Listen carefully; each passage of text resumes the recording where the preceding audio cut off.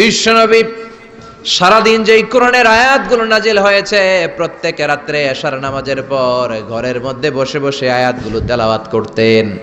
আর মক্কার আবু জাহেল, উতবা, সাইবা, ওয়ালিদ ইবনে মুগীরা সবাই লুকিয়ে লুকিয়ে তেলাওয়াত শোনার জন্য বাড়ির চিপায় চলে আসতো। আবু জাহেল, উতবা, সাইবা এটা কি বিশ্বনবীর পক্ষের লোক না বিপক্ষের? বিপক্ষের লোক হয়েও নবীর কণ্ঠের তেলাওয়াত শোনার জন্য পাগল। তাইলে কণ্ঠটা কি নরমাল কণ্ঠ ছিল? যেন তেন কণ্ঠ ছিল। আবু জাহেল ছিল মক্কা শহরের প্রেসিডেন্ট। সে ঘোষণা দিয়ে দিত, কেউ মুহাম্মাদের কণ্ঠের তেলাওয়াত শুনবা না, শুনতে যেতে পারবা না। সবাইকে নিষেধ করে রাত্রিবেলা চোরের মতো নিজেই যাইতো। সুবহানাল্লাহ পড়েন। হজের মৌসুমে আবু জাহেল ঘোষণা দিয়ে দিল, খবরদার, মক্কায় ঢুকার যতগুলো গেট আছে সবগুলো গেটে তোরা দাঁড়ায় থাকবি। হাজিদেরকে বলবি মক্কায় নতুন একটা পাগল এসেছে, তার কথা যারা শোনে তারাও পাগল হয়ে যায়। নাউজুবিল্লাহ পড়েন। তার কর্মী বাহিনী হজের মৌসুমে বিভিন্ন গেটে পাঠায় দিল। মক্কায় ঢুকার হাজিদের যত গেট, বিভিন্ন দেশ থেকে হাজিরা আসবে, কর্মীদেরকে বলে দিল তোরা বলবি এই এলাকায় নতুন এক পাগলের আমদানি হয়েছে, নাম মুহাম্মদ। পড়েন নাউজুবিল্লাহ। যারাই এই মুহাম্মাদের কণ্ঠের তেলাওয়াত শুনে তারাও পাগল হয়ে যায়। আদেশ অনুযায়ী কর্মীরা মক্কার গেটে দাঁড়িয়ে দাঁড়িয়ে হাজিদেরকে বলল, হাজি সাহেব হজে যান, জমজম খান, খেজুর খান, হজ করেন, সমস্যা নাই, কিন্তু নতুন এক পাগল আসছে, এই পাগলের নাম মুহাম্মদ। এই পাগলের কাছে যারা যায় হেরাও পাগল হয়ে যায়। হাজি সাহেবরা কোনোদিন এই মুহাম্মদ নামটা শুনে নাই, এই প্রথম শুনলো। শুই নাই মনে মনে কয়, যেদিকে যাব আর নাই যাব, আগে মুহাম্মাদের কাছে যাব। সবার আগে কার কাছে যাব? কারণ মানুষের একটা অভ্যাস হচ্ছে, আল ইনসানু হারিসুন আলা মা মুনিয়া, মানুষের যেটা করতে নিষেধ করা হয় বেশি ওইটা মানুষ করে বেশি। মনে মনে হাজিরা বলে, তোমরা নিষেধ করছো তো অবশ্যই যাব, দেখি এই মুহাম্মদটা কে। তার মানে আমাদের বিরুদ্ধে অপপ্রচার করলে এটা আমার পক্ষের প্রচার হয়ে যায়। আবু জাহেল ঘোষণা দিয়েছে কেউ যেতে পারবে না, কিন্তু লুকিয়ে লুকিয়ে নিজেই যায়। একটা নির্ধারিত সময়ে বিশ্বনবী তেলাওয়াত করতেন, আর ওই তেলাওয়াতের সময় আবু জাহেল, উতবা, সাইবা, ওয়ালিদ ইবনে মুগীরা সবাই লুকিয়ে লুকিয়ে বিশ্বনবীর ঘরের চারদিকে কান পেতে মধুর কণ্ঠের তেলাওয়াত শুনতো। ফ্রি ফ্রি আরামসে শুনতো এই তেলাওয়াত। বিশ্বনবীর তেলাওয়াত যখন শেষ হয়ে যেত, এরা ভাগলপুর দিত দৌড়। ফিরে যাওয়ার রাস্তা থাকতো একটা, কয়টা? দেখা হয়ে যেত। একজন আরেকজনকে দোষারোপ করতো। আবু জাহেল বলতো, কিরে তোরা আসলি কেন? ওরা বলে, তুই আইলি কেন? দিনের বেলা ভাষণ দেশ মুহাম্মদের বিরুদ্ধে, রাত্রে বেলা চোরের মতো তুই আসিস কেন? একে অপরকে দোষারোপ করে। আবু জাহেল বলে, ঠিক আছে, কাল থেকে আমিও আসবো না, তোরাও আসবি না। চল আমরা শপথ নেই যে কেউ আসবো না। দস্তখত দে, সিগনেচার দে, যেই আসবে তার মাথার চুল কামিয়ে আলকাতরা মেখে মক্কার বাজারে ঘুরিয়ে ঘুরিয়ে অপমান করা হবে। সবাই রাজি। আবু জাহেল বলে, দে, রাজি হইলে সিগনেচার দে। সবাইকে আবু জাহেল্লা, তুই নেতা, তুই আগে দে। আবু জাহেল 1 number, number 2 Utba, number 3 Saiba, সবাই সিগনেচার। কালকে কেউ যাবে না, কেউ যাবে না। দিন গড়িয়ে রাত আসে। বিশ্বনবীর যখন তেলাওয়াত করার টাইম, ওই টাইমে আবু জাহেলের তেলাওয়াত শোনার প্যারা উঠছে। যারা সিরিয়াল দেখে, সিরিয়াল দেখার প্যারা আছে না একটা? 9টায় সিরিয়াল শুরু হবে, 8:30 থেকে প্যারা ওঠে। কথা কন, আমার সিরিয়াল শেষ হয়ে গেল, সব কাজ বাদ দে, তাড়াতাড়ি টিভির সামনে বস, আছে না নাই? আবু জাহেলেরও প্যারা উঠছে, তেলাওয়াত শোনার প্যারা। টসিং অ্যান্ড টার্নিং, বিছানায় এপাশ ওপাশ করে, আর মনে মনে ভাবে, হায় রে, আর তো সময় নাই, এই তো শুরু হয়ে যাবে একটু পরে মুহাম্মদের তেলাওয়াত, না গেলে তো বড্ড মিস হয়ে যাবে। যাই যাই, আজকে যেরকম দস্তখত নিছি আর ধমক দিছি, কেউ যাবে না, আমি নিশ্চিত কেউ যাবে না, আমি একটু যাই। উতবা, সাইবা, ওয়ালিদ ইবনে মুগীরা প্রত্যেকেই প্রত্যেকের ঘর থেকে এই একই কথা ভাবছে যে আজকে তো যেই থ্রেড দিছে আবু জাহিল্লাই, আজকে কেউ যাবে না, আমি একটু যাই। সুবহানাল্লাহ পড়েন। আজকেও সবগুলো যে হাজির। বিশ্বনবী মন্ত্রমুগ্ধ করা সুরের ঝংকার তুলে তেলাওয়াত করছেন, আর সবগুলো মন্ত্রে মুগ্ধের মতো তেলাওয়াত শুনছে। বিশ্বনবীর তেলাওয়াত শেষ, সব দিছে দৌড়। ফিরে যাওয়ার রাস্তা কয়টা? আজকেও দেখা। আবু জাহেল্লা কয়, কিরে তোরা আইলি কেন? সবাইকে আবু জাহেল্লা, তুই আইলি কেন? একে অপরকে দোষারোপ করে। এই ঘটনাটা শোনানোর উদ্দেশ্য হচ্ছে বিশ্বনবীর কণ্ঠটা যেন তেন কোনো কণ্ঠ ছিল না। এই কণ্ঠে সুরের ঝংকার ছিল, ঠিক কিনা?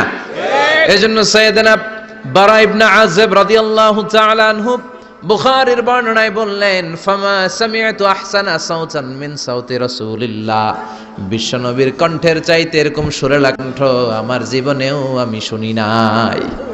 আর বিশ্বনবীকে এই সূরাটা কোন নামাজে পড়তে শুনছে? পড়বেন তো আপনারা? আল্লাহ তৌফিক দান করো। এই সূরাটা আল্লাহ কসম দিয়ে শুরু করছে, কি দিয়ে? 3 ফলের কসম দিয়ে। মনে রাখবেন, মান কানা ইয়াহলিফ ফালইয়াহলিফ বিল্লাহ, যার কোনো কারণে কসম কাটতেই হয় সেজন্য আল্লাহর নামে কসম কাটে, আউলিয়াসমুত, আর না হলে যেন চুপ থাকে।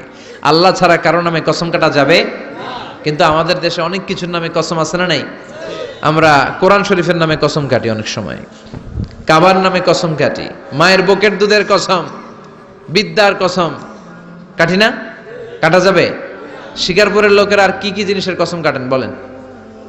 হ্যাঁ, মায়ের কসম না, মায়ের কসম কাটা যাবে না। আর কি কি জিনিসের কসম কাটেন বলেন?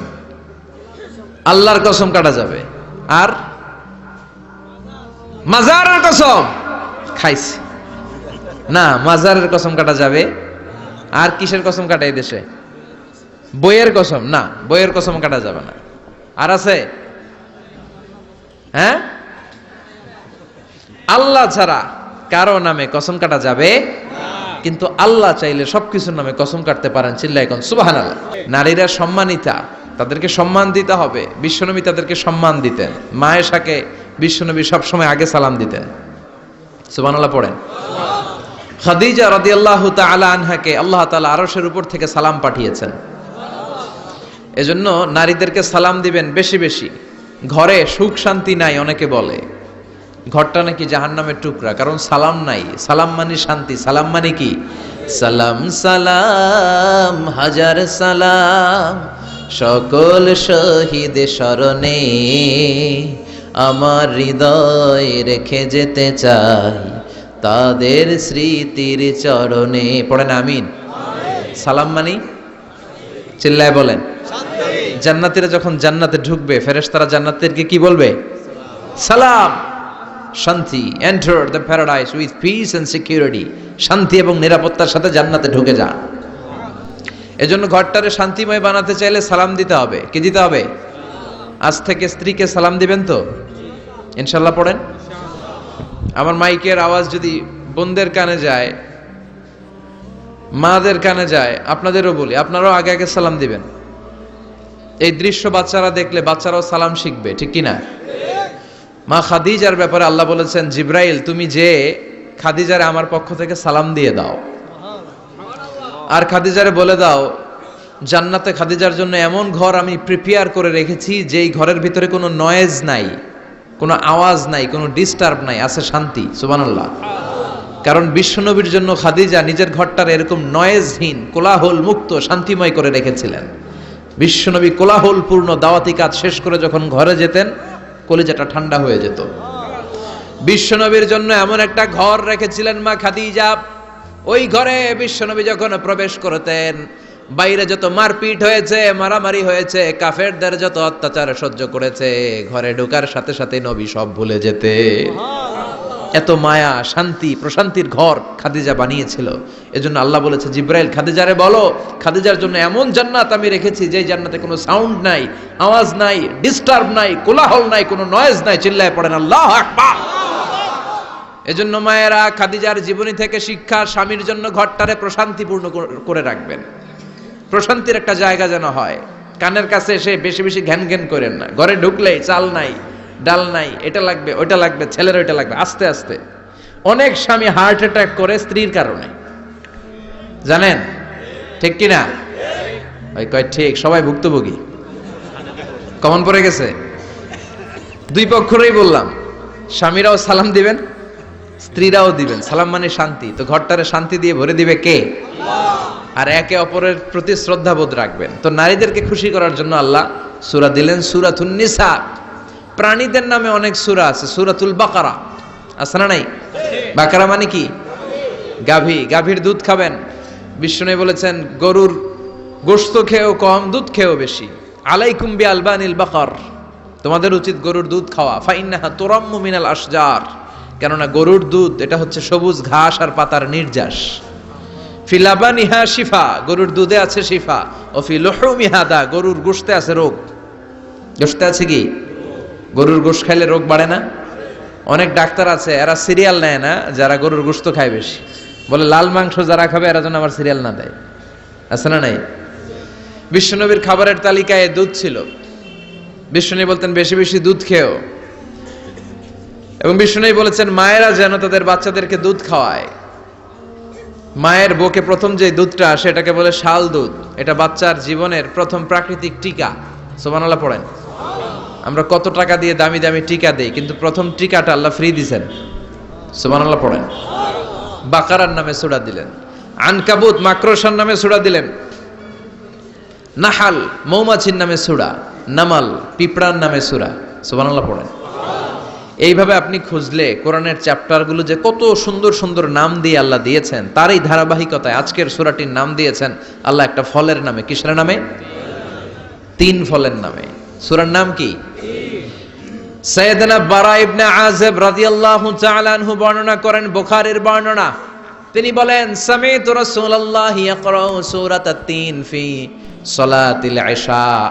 আমি বারা ইবনে আযিব রাদিয়াল্লাহু তাআলা আনহু এশার নামাজে বিশ্ব নবীকে সূরাতুত তিন তেলাওয়াত করতে শুনেছি। কোন নামাজে? কোন সূরা পড়তেন? কোন নামাজে? কোন সূরা? মনে থাকবে? পড়বেন তো? তিনি বলেছেন এশার নামাজে আমি বিশ্ব নবীকে সূরাতুত তিন তেলাওয়াত করতে শুনেছি। ফামা সামি'তু আহসানা সাউতিন মিন সাউতি রাসূলিল্লাহ। আল্লাহ রাসূলের কণ্ঠের চাইতে এত মধুর কণ্ঠ আমার জীবনে শুনি নাই।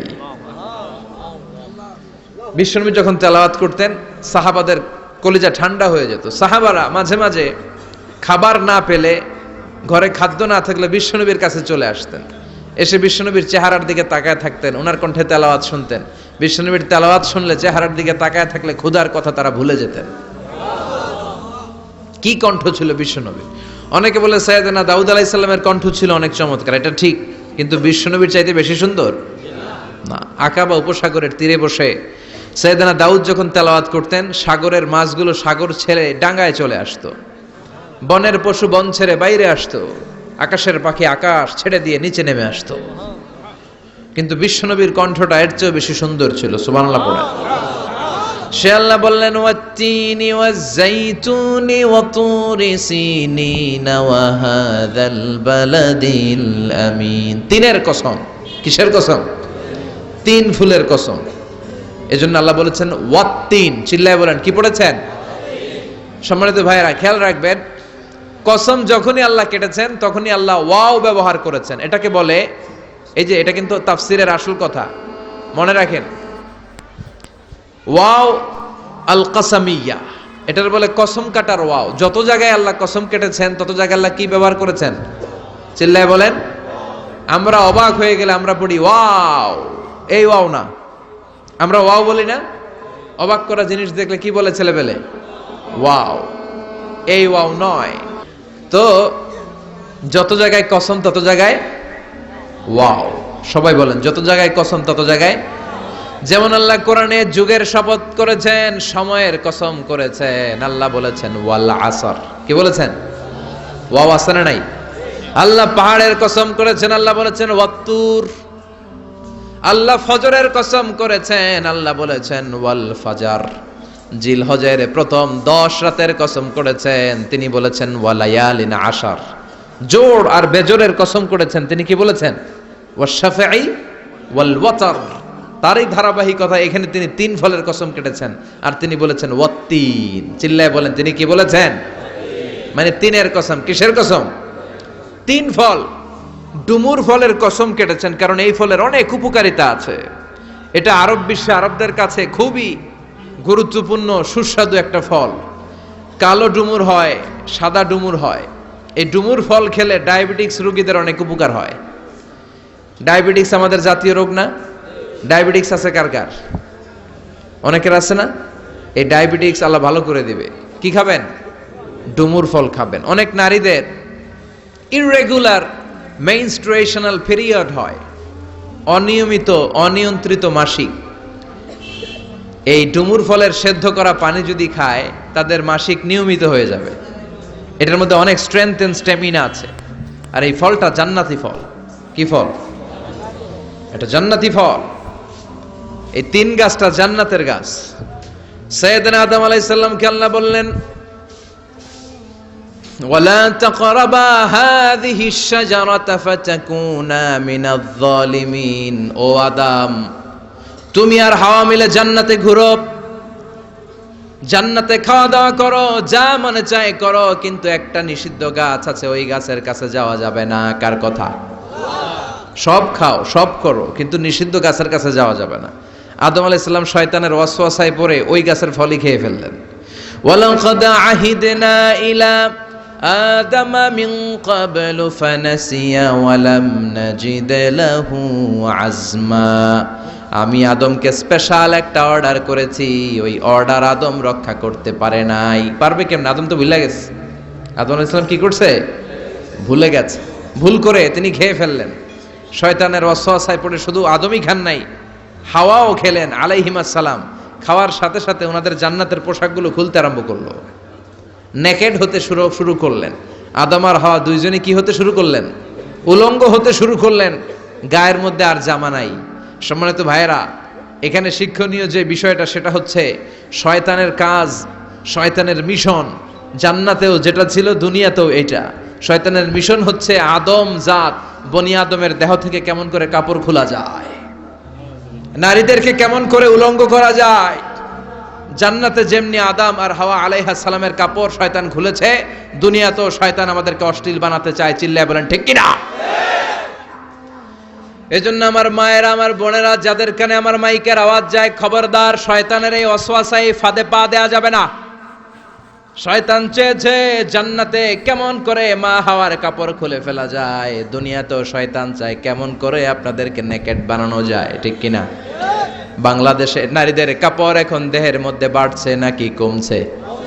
আছি আমরা এখন জামানায়, লাজ শরম গেছে হারায়। ঠিক কিনা?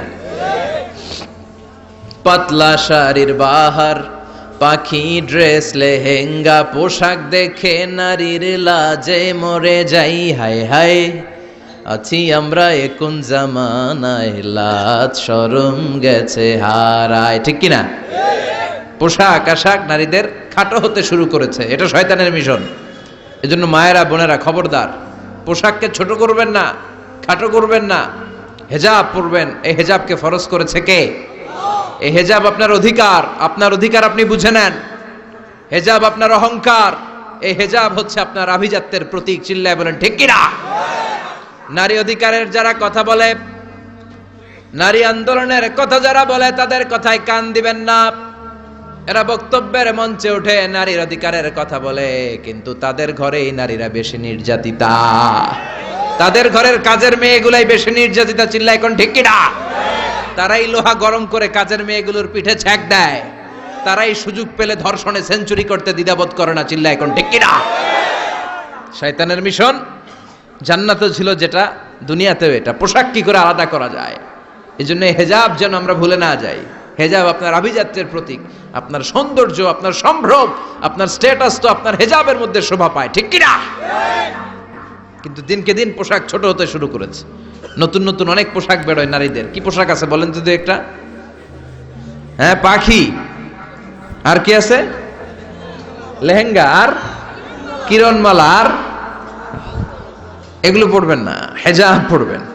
হেজাবে একটা নারীকে যত সুন্দর, রূপবতী, গুণবতী, সুস্নিগ্ধা লাগে, অন্য কোনো পোশাকে লাগে? আল্লাহ আমাদেরকে বোঝার তৌফিক দান করো। সাইয়েদনা আদম আলাইহিস সালাম, হাওয়া আলাইহিস সালাম জান্নাতের ভেতরে যখন উলঙ্গ হয়ে গেল, লজ্জাস্থান ঢাকার জন্য জান্নাতের বিভিন্ন গাছের দিকে দৌড়ায়। দৌড়িয়ে দৌড়িয়ে যেই গাছের পাতা দিয়ে তারা সেদিন লজ্জাস্থান ঢেকেছিল, ওই গাছের নাম ছিল তিন গাছ। কি গাছ? ওই তিনের কসম কোরআনে কেটেছে কে? সেজন্য আল্লাহ বললেন, ওয়াত-তিনি ওয়াজ-যাইতুনি ওয়া তুরি সিনিনা ওয়া হাযাল বালাদিল আমিন। সুবহানাল্লাহ পড়েন। তিনের কসম, জাইতুনের কসম। জাইতুন মানে জলপাই। আওয়াজ করে বলতে হবে, জাইতুন অর্থ খাইছেন? জলপাইয়ের আচার খাই না আমরা? জাইতুন মানে জলপাই, ইংরেজিতে বলে অলিভ। তবে আমাদের জলপাই আর আরব দেশের জলপাই একটু গুণগত পার্থক্য আছে। আরব দেশের জলপাই একটু ছোট হয়, আমাদেরগুলা সাইজে বড় হয়। আরব দেশের জলপাই একসাথে অনেকগুলা খাওয়া যায়, আর আমাদের দেশের জলপাই আবার 2-3টার বেশি খাওয়া যায় না, অনেক টক না। এই 7টা জলপাই আর একটা 3, এই মিক্স রেশিওতে যদি আপনি রেগুলার খান, আপনার বার্ধক্য রোধ হবে, আপনার স্বাস্থ্য ভালো থাকবে। আলহামদুলিল্লাহ পড়েন। এই জাইতুন গাছগুলো আরব দেশে হিল ট্র্যাক্টস, পাহাড়ি এরিয়াতে হয়, 100 বছর বেঁচে থাকে। বিশ্বনবী বলেছেন কুলু জাইতা ওয়াদাহিনু ফাইন্নাহা মিন শাজারাতিন মুবারাকা। বিশ্বনবী বললেন জাইতুনের তেল খাও, জাইতুনের তেল গায়ের মধ্যে দাও, জাইতুনের তেল মালিশ করো, জাইতুনের ভেতরে বরকত ঢুকায় দিয়েছে কে? জাইতুনের তেল দাড়িতে চুলে মালিশ করলে দাড়ি চুল সহজে পাকে না। বিশ্বনবী সব সময় দাড়িতে চুলে জাইতুন মাখতেন, আমি নিজেও মাখি প্রতিদিন, আপনারাও মাখবেন। বাজারে পাওয়া যায়, যে বলবেন অলিভ অয়েল, কি বলবেন? অলিভ অয়েল বললে আপনাকে দিবে। স্পেনের, মেড ইন স্পেন, এদের অলিভ অয়েল ভালো। ফিলিস্তিনের যে অরিজিনাল অলিভ অয়েল, এটা ভালো, এটা খাওয়া যায়। তাম্বুতু বিদ্দুহুনি ওয়া সিবগিল্লিল আখিলিন, এটার অনেক কাজ, খাওয়াও যায়, মালিশও করা যায়, জাইতুনের ডাল ভেঙে মেসওয়াকও করা যায়। সুবহানাল্লাহ পড়েন। বিশ্বনবী বললেন নি'মাস সিওয়াকিয়া জাইতুন, জাইতুনের মেসওয়াক কতই না ভালো।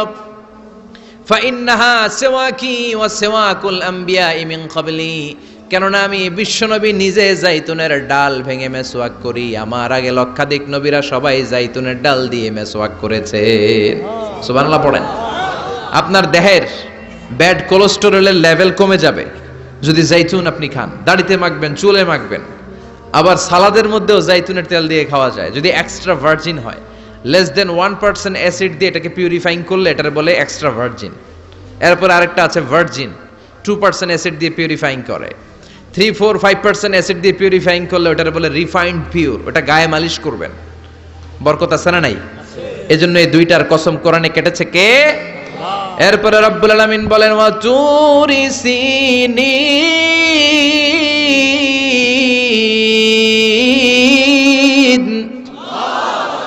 আমি তিন আর জাইতুনের কসম যেমনি কোরআনের মধ্যে করলাম, সাথে সাথে তুর পাহাড়ের কসম কাটলাম। সুবহানাল্লাহ পড়েন। সাউথ সাইনা, দক্ষিণ সিনাইয়ে এই তুর পাহাড়ের অবস্থান। মিশরে 2টা জেলা আছে, উত্তর সিনাই, দক্ষিণ সিনাই। এই দক্ষিণ সিনাইতে 2285 মিটার উঁচু এই পাহাড়। সাইয়েদনা মুসা আলাইহিস সালাম এই পাহাড়ে উঠে কথা বলতেন কার সাথে? তাওরাতের মতো কিতাবকে আল্লাহ তাআলা কাঠের তক্তার মধ্যে লিখে এই পাহাড়ের উপর নাজিল করেছে।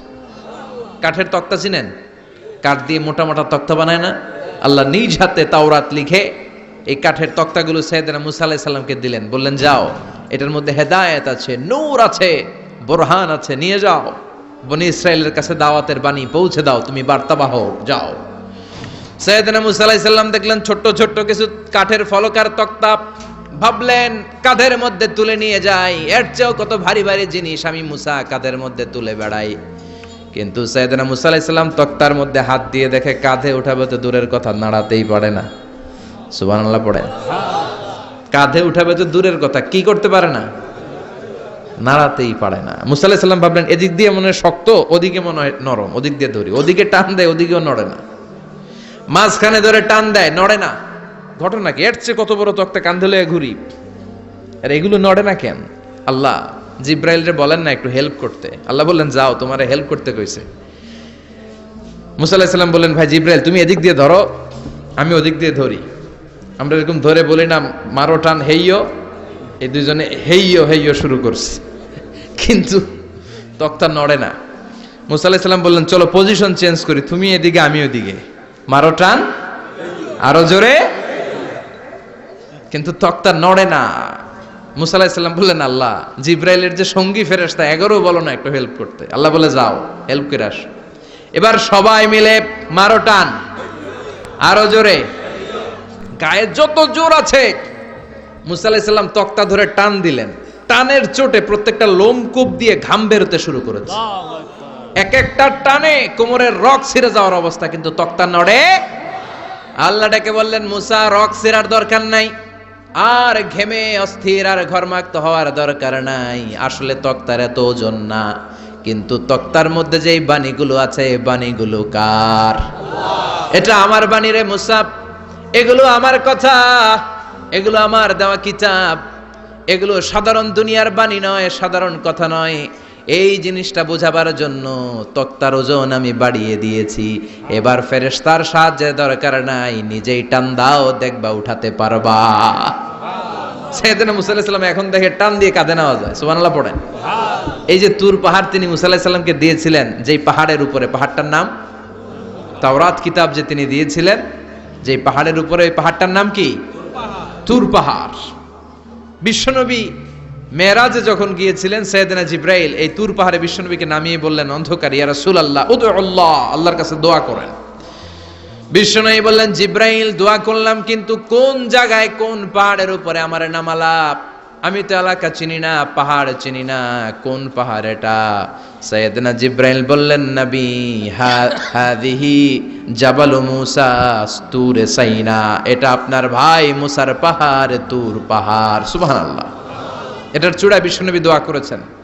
এবং ইয়াজুজ মাজুজের আক্রমণ থেকে বাঁচার জন্য ঈসা আলাইহিস সালাম কিয়ামতের আগে সব মুমিন বান্দাদেরকে নিয়ে তুর পাহাড়ের উপরে উঠবে। সুবহানাল্লাহ পড়েন। আমি নিজেই তুর পাহাড়ের উপরে উঠছি 2 বার জীবনে। আমি মিশরে ছিলাম তো, ওখানে আমি শিক্ষা সফরে 2 বার আমরা প্রায় তুরে সাইনাতে সফর করতাম। ঠান্ডা একটা এলাকা, মিশরে, পুরো মিশরে গরম, ওদিকে ঠান্ডা।